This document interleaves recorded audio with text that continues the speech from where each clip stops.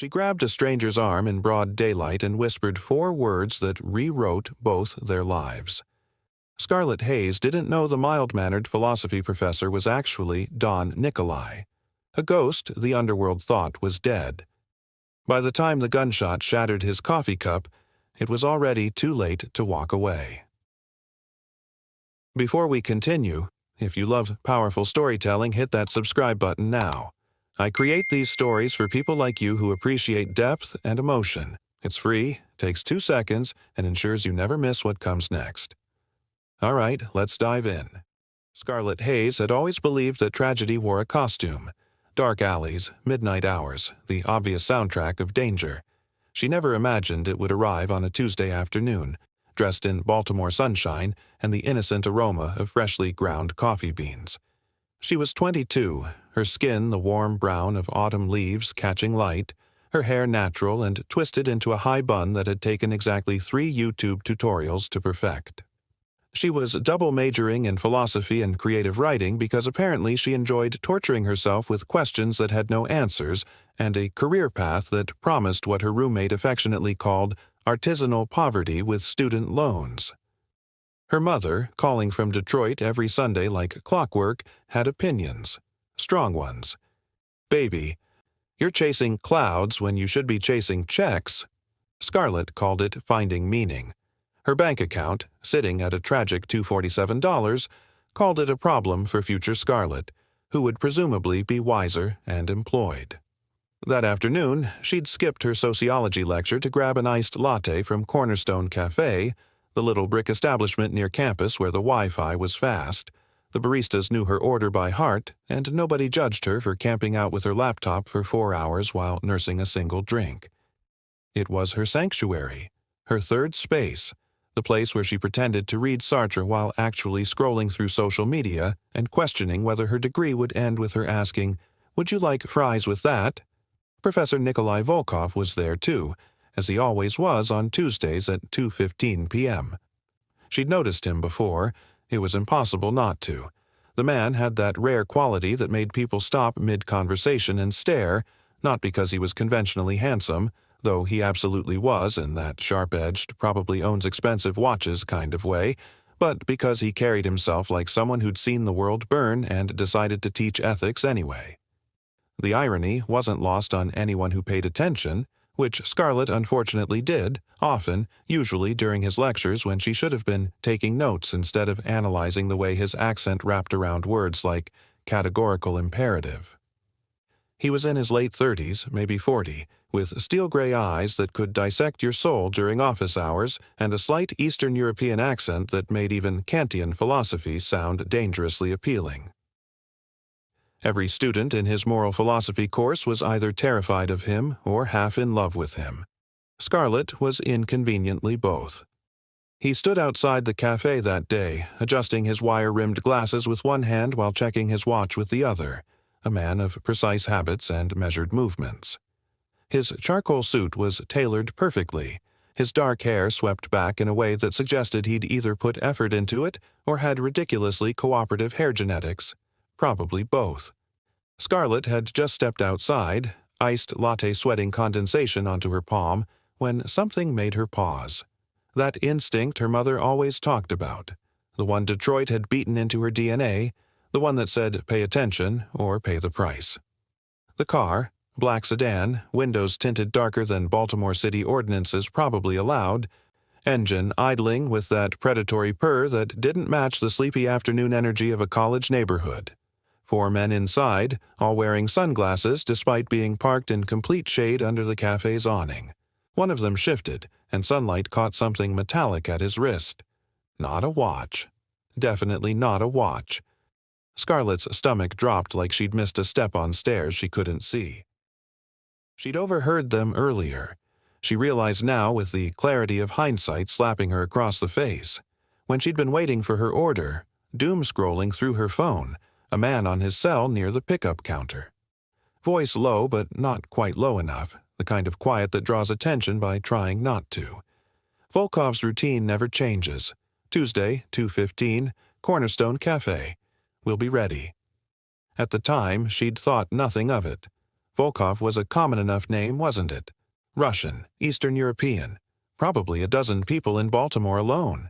She was too caffeine-deprived to play amateur detective, too focused on whether her creative writing professor would accept her essay 2 days late if she blamed it on existential crisis instead of Netflix binge.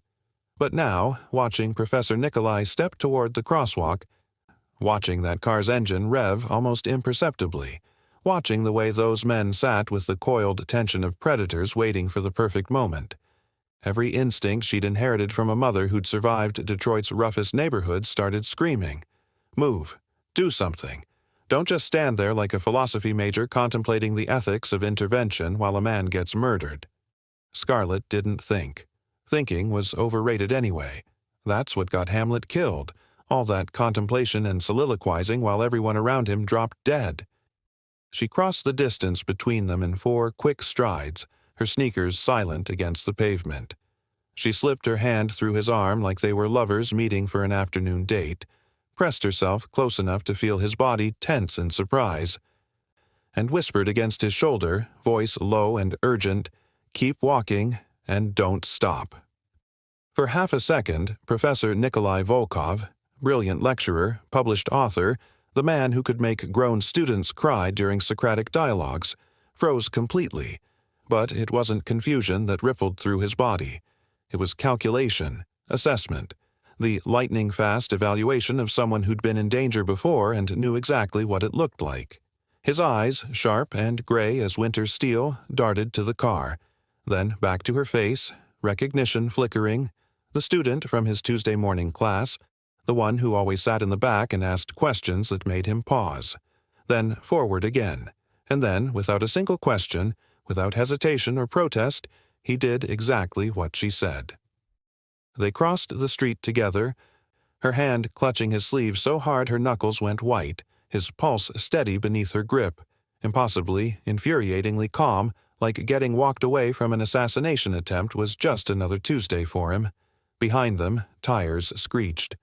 A shot cracked through the afternoon like reality breaking in half. The iced latte exploded in his other hand, brown liquid and ice spraying across the concrete in a pattern that looked almost artistic. Almost. If you ignored the fact that the bullet had been aimed 6 inches higher, at his head, at the space where his skull would have been if Scarlett hadn't pulled him forward at exactly the right moment. Scarlett's legs turned to water, but she kept moving. So did he. Neither of them looked back. An unspoken agreement between 2 people who understood that sometimes survival meant pretending you didn't hear death calling your name in broad daylight. He murmured something then, voice so low she almost missed it beneath the hammering of her heart.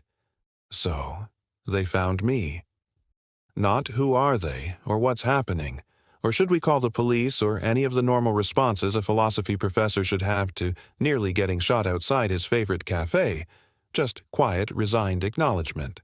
Like he'd been expecting this, like he'd been waiting for it, maybe even planning for it. Scarlett's breath came too fast, too shallow, her chest tight with adrenaline and confusion and the growing certainty that she'd just stepped into something catastrophically beyond her pay grade. What? But he was already guiding her around the corner, his grip on her elbow gentle but absolutely firm, and she realized with a jolt that he was leading now, not her. That somewhere between the crosswalk and this side street, the dynamic had shifted entirely. The mild-mannered professor who discussed Aristotle's virtue ethics had disappeared, and something else, something harder, sharper, infinitely more dangerous, had taken his place. "Who are you?" she whispered, stumbling slightly as he pulled her into an alley between 2 buildings. He didn't answer, just kept moving. Kept scanning doorways and fire escapes and rooftops with the practiced eye of someone who'd spent a lifetime watching for threats. His glasses were gone. When had he removed them? And without them, his face looked different. Harder. The gentle professor aesthetic had evaporated like morning fog under harsh sunlight. They emerged onto another street, and he hailed a cab with the kind of authority that made the driver pull over immediately despite the no-stopping zone. Nikolai opened the door, guided her inside with a hand on her lower back, and gave an address she didn't recognize in a voice that brooked no argument. The cab pulled into traffic, and only then did he turn to look at her fully. "You saved my life," he said simply, and there was something in his gray eyes she couldn't read. Gratitude, yes, but also calculation. Assessment. Like he was deciding what to do with her now that she'd inserted herself into his world. "Those men were going to kill you." Her voice shook. "I heard them talking. They said your name. They were waiting." "I know." "You know?" Scarlett stared at him. "You knew someone was trying to kill you and you just walked outside anyway? What kind of—" "The kind who's been running for 3 years and got tired of looking over his shoulder." His accent was thicker now, the careful academic polish stripped away. "The kind who thought maybe if he became someone different, someone harmless, they'd forget he existed." The cab turned onto a residential street lined with row houses, their brick facades identical except for different colored doors and window boxes. Nikolai paid the driver in cash. Exact change, she noticed, like he'd known the fare before they got in, and led her to a blue door halfway down the block. Inside, the apartment was sparse. Minimal furniture, no photographs, nothing personal except books. Hundreds of books lining makeshift shelves, stacked on tables, piled in corners. Philosophy, history, literature, languages she couldn't identify. It looked like what would happen if a library and a safe house had a baby. "Sit," he said, gesturing to a worn leather couch. "Please." Scarlett sat, more because her legs were shaking than because she was taking orders. "I think you owe me an explanation, a real one, not the philosophical kind where you answer a question with another question." Something that might have been a smile flickered across his face. "Fair enough." He moved to the window, checked the street below with that same careful surveillance, then turned back to her. "My name is Nikolai Volkov. That part's true, but I wasn't always a philosophy professor." "What were you?" His jaw tightened. "Someone you cross the street to avoid. Someone mothers warn their children about. Someone who gave orders that ruined lives and called it business." The words hung in the air between them, heavy with implication. Scarlett felt her breath catch. "You're telling me you were—" "What?" "A criminal." "Don Nikolai," he said quietly, and the name carried weight she could feel even without understanding it. "That's what they called me. One of the most feared leaders on the East Coast. I ran operations from Boston to Atlanta, controlled ports, politicians, anything that could be controlled." He said it like he was reciting a grocery list, flat and factual, but Scarlett could see the tension in his shoulders, the way his hands curled slightly at his sides. This wasn't easy for him, which somehow made it worse because it meant it was true. "You're joking." But even as she said it, she knew he wasn't. It explained everything. The unnatural calm during the shooting, the way he'd moved through those streets like he owned them, the casual expertise with which he'd disappeared them both into thin air. "I wish I were." He moved away from the window, closer to her but maintained a careful distance. 3 years ago, I faked my death, burned down one of my own warehouses with enough bodies inside to make it convincing. The families thought I died in a power struggle. The FBI closed my file. I became someone else, a professor who teaches kids about ethics and morality and all the things I never practiced. The irony was so thick Scarlett almost laughed. Almost. "You teach ethics." "I know what I'm running from," he said, and there was something raw in his voice now. "That makes me qualified. Maybe the only way I can make amends is helping others understand what I didn't." Scarlett stood up, needing to move, to pace, to do something with the energy coursing through her body. "Why are you telling me this? Why not just, I don't know, threaten me into silence or something?" "Because you're in it now." His voice was gentle but immovable. "Whether you want to be or not, those men in that car, they saw you. They know you helped me. In their world, that makes you leverage, a weakness they can exploit." Her blood went cold. "I'm not your responsibility." "You saved me in daylight," he said, and a faint, rueful smile tugged at his lips. "That doesn't happen to men like me. The sun usually burns us. So yeah, Scarlett, you're my responsibility now. whether you like it or not." She was too stunned to speak, to argue, to do anything but stare at this man who'd just turned her entire understanding of reality inside out. Her philosophy professor was a Mafia boss. A dead Mafia boss. A dead Mafia boss who was very much alive and now apparently felt obligated to protect her from the consequences of her own good deed. "I don't want any part of this," she finally whispered. "I know." He took a step closer. "But wanting doesn't change what is. Those men will come looking. They'll ask questions. They'll find out who you are, if they haven't already. And when they do, they'll use you to get to me." "Then leave," she said, hearing the desperation in her own voice. "Disappear again. Go be dead somewhere else. I'll be fine." "No." The word was absolute.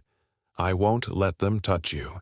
I've done terrible things, Scarlett, unforgivable things, but I won't add your name to that list." She wanted to scream at him, to tell him he didn't get to make that choice, that she was a grown woman who could take care of herself. But looking into his eyes, she saw something that stopped her. Guilt, bone deep and genuine. He blamed himself for dragging her into this. The university went on as if nothing had happened. Classes continued. Students complained about midterms. The cafe replaced its window. The bullet had apparently ricocheted after destroying Nikolai's coffee, spiderwebbing the glass, and nobody asked questions. Baltimore swallowed violence the way it swallowed rain. Quickly, quietly, leaving only faint stains behind. But Scarlett couldn't stop thinking about it.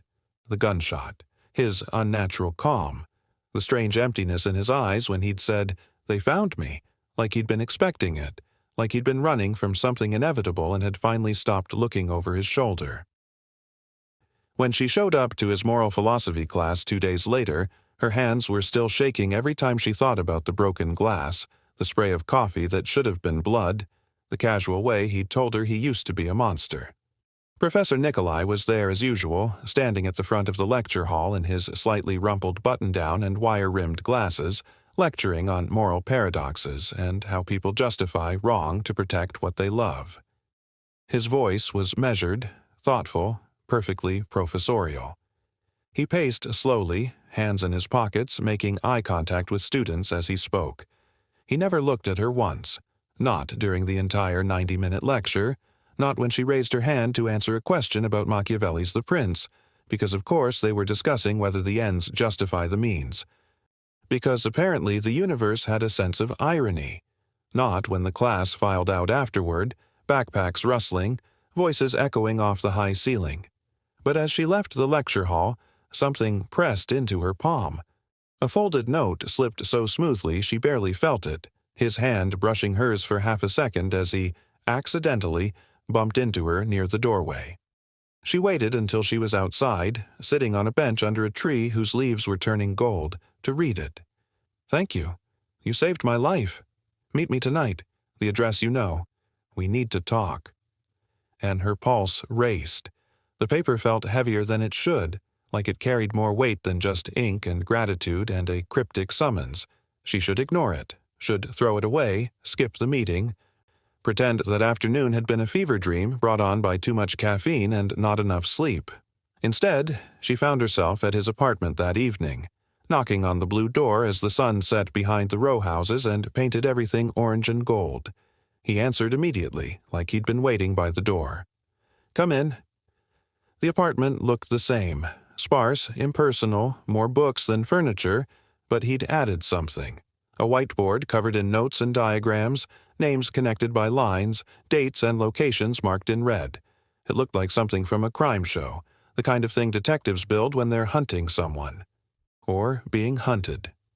"What is this?" Scarlett asked, staring at the web of information. "My past catching up."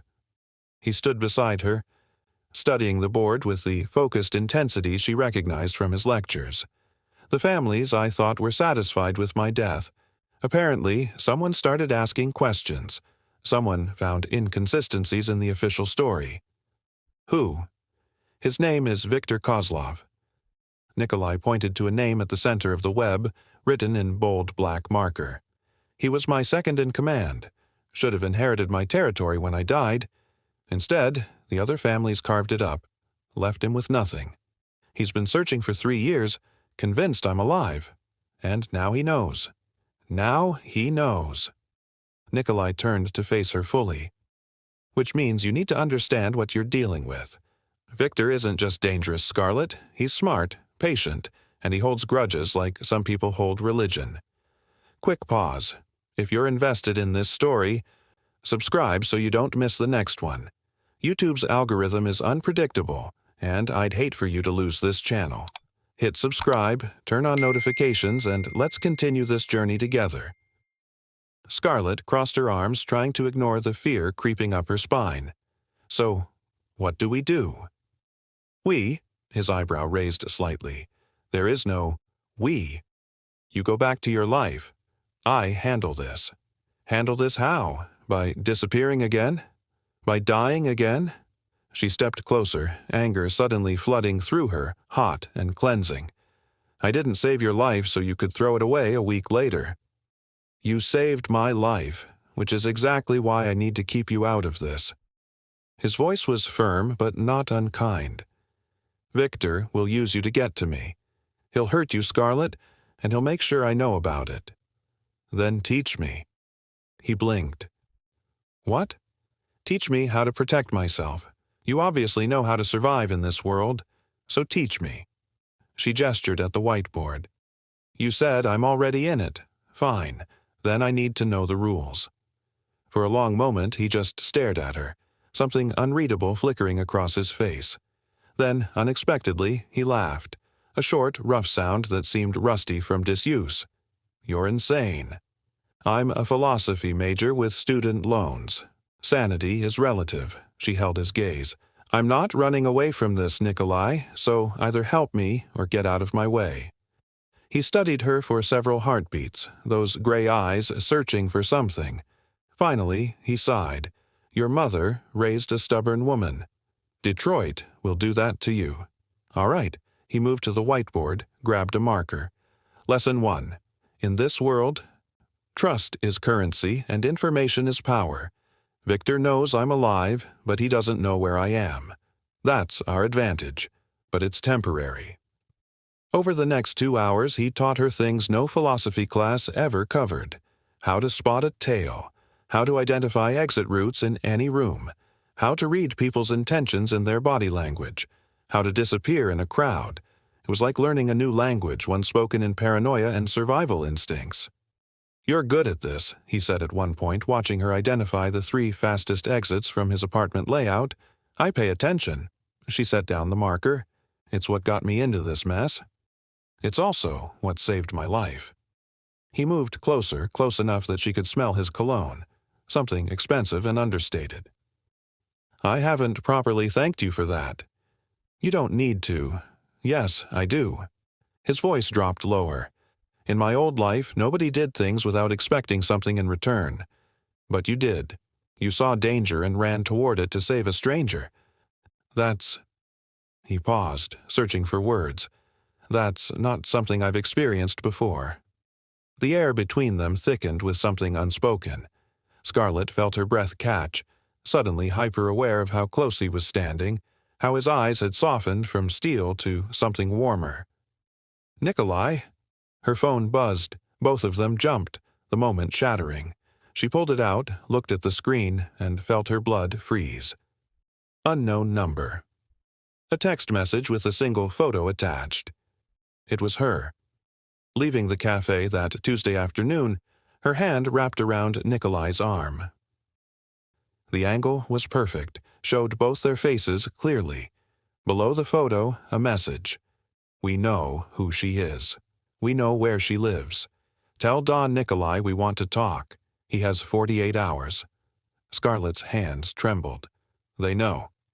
Nikolai took the phone, his jaw tightening as he read the message. When he looked up, his eyes had gone cold again. All the warmth evaporated. Pack a bag. You're staying here until I figure this out. I have classes. You have a target on your back. His voice was steel. Classes can wait. Staying alive can't. Scarlett moved into Nikolai's apartment that night with a backpack full of textbooks, clothes that didn't match, and a growing sense that her life had veered completely off any recognizable path. Her roommate thought she was staying with a study group. Her mother thought she was buried in midterm prep. Nobody knew she was hiding in a safe house with a former Mafia boss who looked at her sometimes like she was either his salvation or his biggest mistake. The first night was awkward. Nikolai gave her the bedroom, sparse, clean, impersonal as a hotel room, while he took the couch. She lay awake listening to him move around the apartment, checking locks, watching the street, the floorboards creaking under his weight. Around 3 a.m., she finally fell asleep to the sound of him reading in Russian. His voice a low murmur she could hear through the thin walls. Days blurred together. Nikolai wouldn't let her leave, wouldn't let her go to classes or even check her mailbox. He ordered groceries delivered, paid for everything in cash, moved through the apartment like a ghost preparing for war. The whiteboard grew more complex. New names, new connections, patterns emerging that she couldn't quite follow. But he also cooked. That surprised her. Real food, not frozen dinners or takeout, but actual meals that filled the apartment with smells that reminded her of home. Borscht that stained the pot red. Pelmeni he made from scratch, his hands moving with practiced efficiency.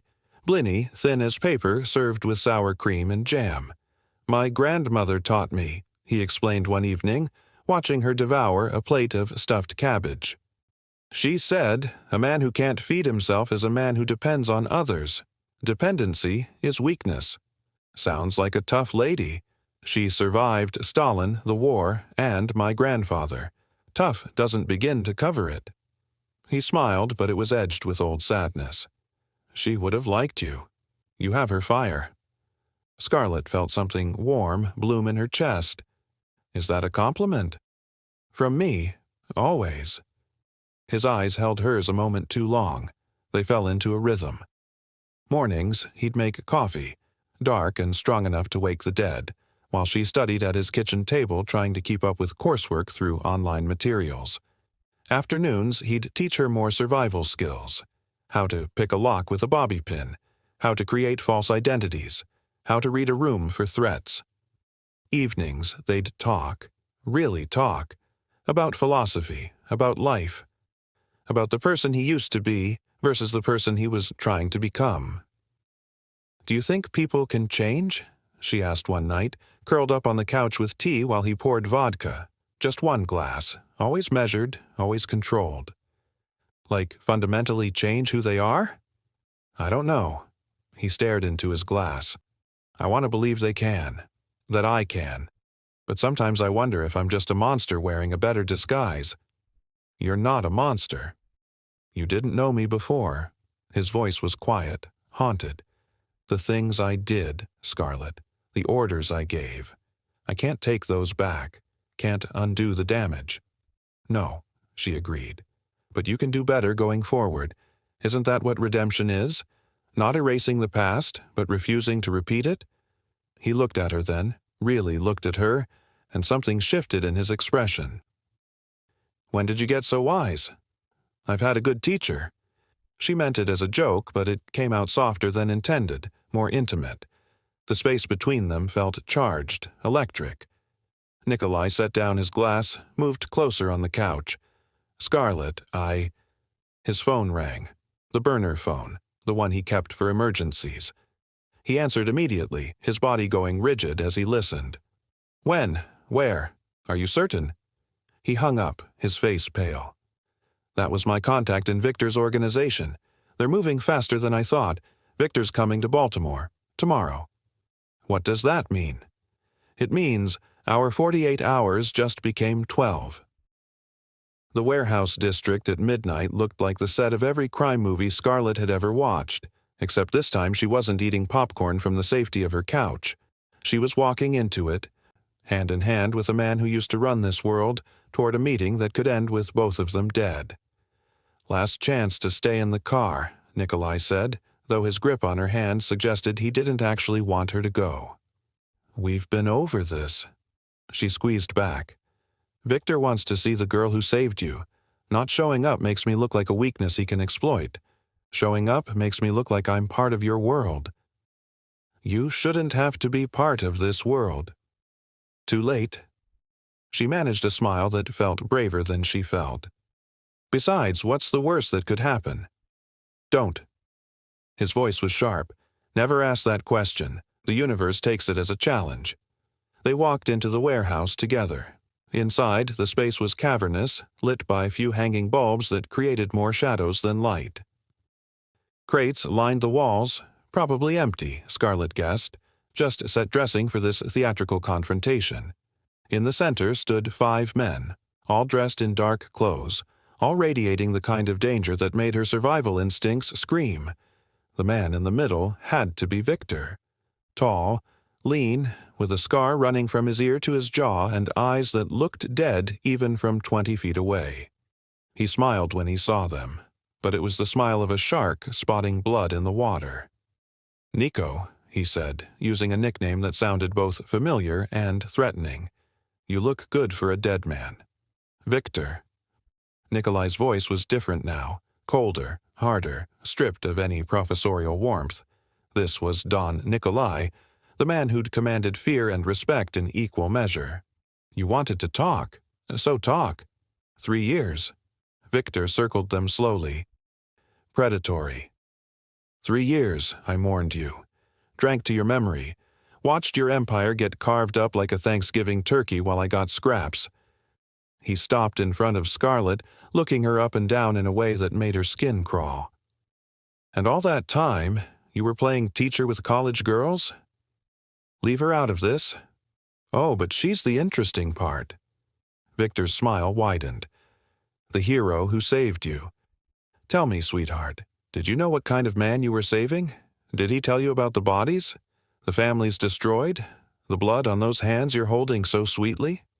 Scarlett met his dead eyes without flinching, channeling every ounce of Detroit toughness her mother had bred into her. "He told me everything, and I'm still here. What does that tell you?"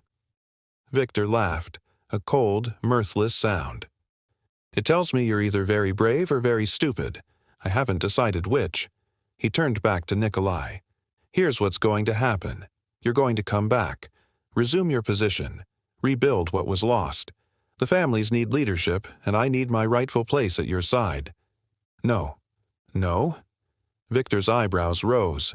"You think you have a choice?" "I walked away from that life. I'm not going back." "Even if it costs her?" Victor nodded toward Scarlett. "Because that's the price, Nico. You come back, or she pays for your retirement." Nikolai's hand tightened on hers, and Scarlett felt the tension radiating from him, a man torn between the violence he'd left behind and the protection she needed. This was it, she realized, the moment everything could fall apart. But before Nikolai could respond, she stepped forward. "I have a question." Her voice was steadier than her heartbeat. "What makes you think threatening me will work?" Victor's smile faltered slightly. "Excuse me? What would you do if someone threatened the person who saved your life? Drop a comment and let me know your thoughts." "You're assuming I'm his weakness," Scarlett continued, her voice gaining strength with each word. "But what if I'm his reason? What if the girl who saved him in daylight is exactly why he can't go back to the dark?" Victor's expression darkened. "Philosophical bullshit won't—" "You want him back because you need him," Scarlett interrupted, and she could feel Nikolai's surprise at her boldness. "Your position is weak without him. The families don't respect you. You thought inheriting his empire would make you powerful, but instead, you got nothing. And now you're so desperate you're threatening a college student to get what you want." The warehouse went silent. Victor's hand moved toward his jacket, and Scarlett knew she'd pushed too far. But then Nikolai stepped forward, placing himself between them. "She's right," he said quietly. "You're weak, Victor. You always were. That's why you needed me then, and it's why you need me now. But here's what you don't understand. I'd rather die than go back to that life. And I'd burn this entire city down before I let you touch her." Victor's face twisted with rage. "You'd choose some girl over everything we built? No." Nikolai's voice was steel. "I'd choose the person I want to be over the monster I was. There's a difference." For a heartbeat, nobody moved. Then Victor's hand went to his gun. But Nikolai was faster. Always had been. Scarlett realized, watching him move with the fluid efficiency of someone who'd survived a lifetime of violence. The gun was out of his jacket and aimed at Victor's head before anyone could blink. "I came here in good faith," Nikolai said, voice deadly calm. "I was prepared to negotiate, to offer you something that would satisfy both our needs. But you threatened her. You made it personal. So here's my counteroffer. You walk away. Tell the families Don Nikolai is dead and staying dead. Tell them the girl was a mistake, a misidentification. And in return, I don't send the FBI the files I kept, the ones documenting every dirty politician, every corrupt cop, every transaction that would bring your entire operation down." Victor's eyes widened. "You wouldn't. That's mutually assured destruction. I'm already dead. Remember?" Nikolai smiled without warmth. "I've got nothing to lose, but you've got everything to lose, so choose wisely." The standoff stretched for what felt like hours but was probably only seconds. Then Victor slowly raised his hands, stepping back. "You're making a mistake. I've made plenty. This isn't one of them." Victor and his men left, their footsteps echoing off the concrete until the warehouse was silent again. Only then did Nikolai lower his gun, his hand shaking slightly, the first sign of fear Scarlett had seen from him. "That was insane," he said, turning to her. "What you did, stepping forward like that, confronting him. Learned from the best." She tried to smile, but her legs were shaking so badly she almost collapsed. He caught her, pulled her close, and for a moment they just stood there in that empty warehouse, holding each other while the adrenaline drained away and reality set back in. "It's not over," he said against her hair. "Victor will lick his wounds and try again. Men like him always do. Then we'll deal with it." She pulled back to look at him. "Together." "Scarlett." "Don't." She pressed a finger to his lips.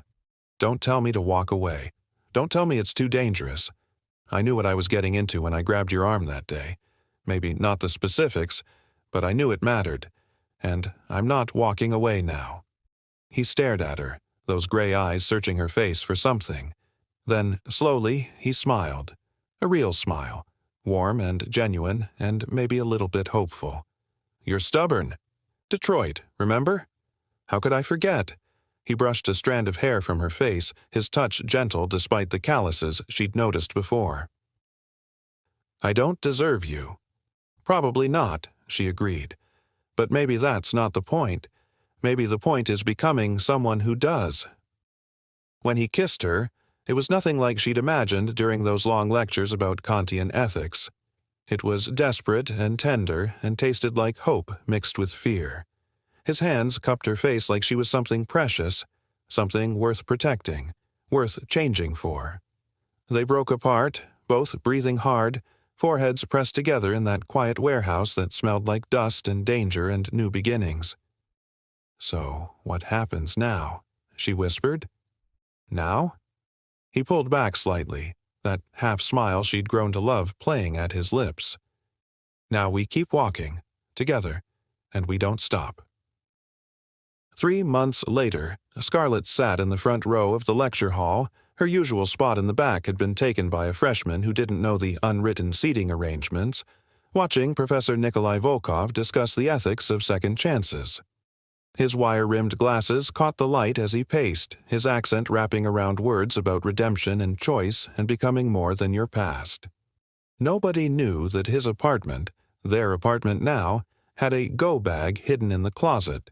Nobody knew about the FBI meetings where he'd traded information for immunity and a chance at something resembling normal. Nobody knew that Viktor Kozlov had disappeared 3 weeks ago, relocated to somewhere far from the East Coast as part of a deal Nikolai had brokered through channels Scarlett didn't ask about. She wore a simple silver ring on her right hand, not an engagement ring, not yet, but a promise. "Keep walking," it said in tiny engraved letters only she could read. "Don't stop." After class, as students filed out discussing their papers on moral philosophy, Nikolai caught her eye. The look they shared said everything words couldn't. "I see you. I choose you. I'm still here." She waited until the lecture hall emptied, then walked up to his desk where he was organizing notes with that precise care she'd come to recognize as him centering himself, finding calm in routine. "Professor Volkov," she said formally, playing their public game, "I had some questions about the reading. Miss Hayes," his eyes sparkled with barely contained warmth, "I have office hours in 20 minutes. Perhaps you could stop by?" "I think I can manage that." As she turned to leave, he caught her hand briefly, squeezed once, "I love you" in a touch, then let go before anyone could see. Scarlett walked out of that lecture hall into the Baltimore sunshine, the same sunshine that had witnessed a gunshot and a choice and the beginning of something impossible. Her phone buzzed with a text from her mother. "When do I get to meet this professor you keep mentioning?" She smiled, typing back, "Soon, Mama. He's someone special, someone who's learning what it means to be saved." The autumn air was crisp, full of promise, and somewhere in the distance she could hear sirens, the constant soundtrack of city life. But she wasn't afraid anymore.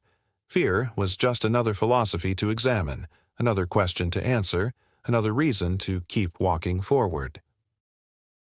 Because she'd learned something that Tuesday afternoon when she'd grabbed a stranger's arm and whispered 4 words that changed everything. Sometimes saving someone else is how you save yourself. Sometimes the bravest thing you can do is refuse to look away when darkness asks you to. And sometimes, just sometimes, love grows in the space between danger and hope, between the person you were and the person you're becoming. Scarlett Hayes kept walking, and she didn't stop. Thank you for staying until the end.